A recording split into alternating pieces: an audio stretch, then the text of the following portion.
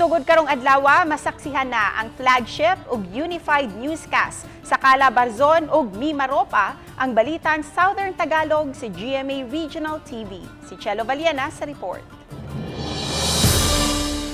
Mas gipalabdan karon ang hashtag Local News Matters tungod sa ika-11 nga GMA Regional TV station sa Tibok Nasod og ika-4 sa Luzon. Nahatagan kini og katumanan ubos sa pagduma ni First Vice President and Head sa GMA Regional TV and Synergy, Oliver Victor Beltran Amoroso. The GMA Batangas completes the grid, the total grid of GMA network.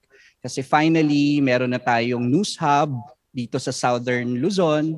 At the same time, we can already do other initiatives outside of news and public affairs. GMA Batangas will play a very important role, hindi lang sa paghahanap ng susunod na Marian, Ding Dong, but at the same time, we are also creating a well-informed community. Yun naman ang pinaka-importante. O gipaabot nga sa pagsugod na sa balitang Southern Tagalog, mas mapaligon pa ang paghatod sa responsabling balita ug kasayuran gikan sa GMA Regional TV.